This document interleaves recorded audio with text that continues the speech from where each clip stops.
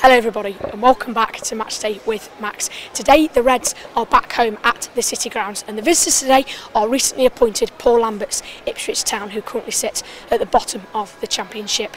Now I don't know about you, but it's been a bit dull supporting Forest at the moment. I mean, since this time last Saturday we've only scored 7 goals and got ourselves into the playoffs, so I'm hoping it's a bit more exciting today. Come on you Reds.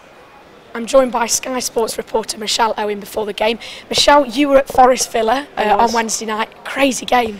I lost count. Honestly, I've never been at a game like that in my life. I was meant to do Bristol City v Hull last year. I got moved last minute and that finished 5-5, and at the time I thought, well, that's never going to happen again. I'm never going to get that opportunity. Yeah. And it was 2-0 after obviously a few minutes, and I thought, well, fair play to Forest, you know. I hadn't seen them play since last season. I thought, playing with a lot more impetus, considering that Karanka sometimes is known for being quite organised, I think it's fair to say. I can't believe what I was seeing. I mean, for a team to score 5 goals away from home and not win, it's madness. Yeah, I mean, we've got Ipswich today at the City Grounds, Forest are back home at the City Grounds, Ipswich at bottom of the table. How can you see this game going then? Well, look at what you've just said. It sounds simple, doesn't it? But we know that the Championship is never simple. I mean, Forest unbeaten in 6.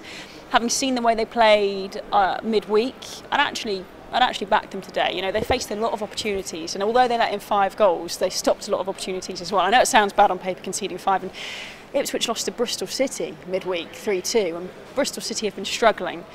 I know you talk about that new manager bounce, but Paul Lambert hasn't had that much of an impact just yet, so I can only see it going Forest's way today. I mean, it's such a tight league. You look at QPR, they were near the bottom, and now they're near the playoffs. It's just, there's like, I think all 6 teams are on equal points as well. Yeah, absolutely. If you look where Forest are now, just sort of creeping into those playoff positions. I know you spent a lot of money in summer, but you will know much better than me, but looking from afar, it looks like things are starting to click now for Forest. I'm joined by Ipswich fan Benjamin Bloom before the game.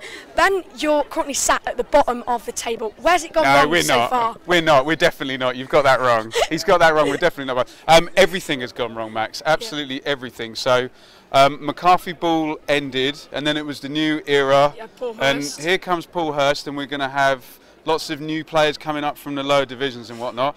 And yeah, didn't go well at all. So Hurst got 15 games, and then he was gone. So now Paul Lambert's here, and he's trying his absolute utmost. Yeah, you mentioned Mick McCarthy football. Do you wish you kept him, or? Absolutely not. No, absolutely not. No, it was the right time for him to go. He'd been there a long, long time.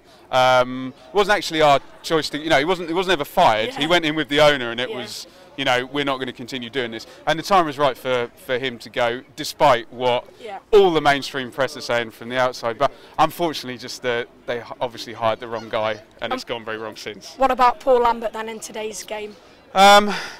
He's doing his absolute best to clear up quite a big mess. We just hope that we're still in touch by January, that it's not, because it's 6 points at the moment, that it's not 8 points, 10 points and whatnot. Because I can remember you watching you in the playoff final against playoff semi-final against Norwich before. And so well, that was the height of it under the current owner. But yeah, unfortunately, he thought, well, we don't need to spend any more money now. We're into the playoffs, and yeah, it's not gone well ever since. But we're all very behind Lambert, and we hope he gets to January and the chance to actually spend some money. Yeah.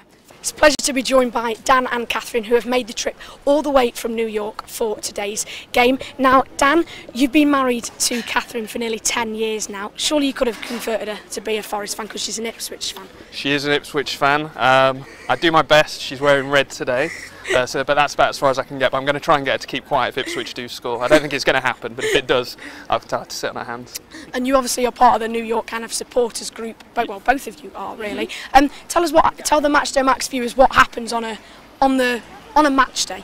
Sure. Okay. So most games are at 10 AM kickoffs. New York, we meet at Smithfield Hall, which is a bar between 6th and 7th Avenue on 25th Street. Yeah.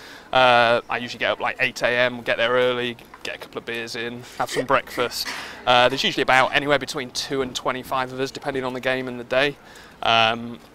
Sometimes I take my son along as well. He's 2 years old, so I'm trying to get him involved early, so he's the next generation. But yeah, that's kind of it, and then by midday it's all over. So usually we've got an afternoon to enjoy if the result's been good. Do you follow any American soccer teams then, as you call it over there? So pretty much every member of the NFFC NYC group follows a different MLS team. So I follow the New York Red Bulls, who have just been knocked out in the semi-finals of the playoffs. Carl, who's kind of the I guess, the founder of the group. Yeah. He's a Portland Timbers fan, and then Yeah. we've got people like Big Wes who supports Atlanta, so they're playing each other in the final. That's fantastic. That'll be good. As well. That's next weekend. Yeah. And how do you think Ipswich will get on today? Do you think Ipswich could win? No, no. I remember them from the glory days back in the 90s when we were season ticket holders. So we used to go and see some amazing matches, but I haven't seen many lately. But I know that Forest are doing amazingly well, and like they're filling out the stadium, aren't they? They're really selling every ticket. So I'm hopefully going to see Forest win today, because I've been to a few games and I confess I've never seen Forest win. Isn't that awful? And that usually ruins our weekend. So, yeah. No. Yeah, and this season seems to be good for Forest as well. Very good. Yeah, so the last time I remember us doing this well was kind of the mid-90s. Yeah. And the thing that I remember is you could pretty much name the team. I feel like we're getting to a similar place now where the front four are pretty much the first names on the sheet. Still not convinced in the goalkeeping department, but you can't have everything. But yeah, so I think we're doing pretty well. Confident, not sure if we'll go up or not, but winning more games than we're losing. I'm joined by Mario from Italy. Mario, what do you think the score's going to be today? Score? Oh, I think 2-0. Come on, you Reds. Come on, you Reds, from Sicily. Hello. Hey, mate, you're right. I do.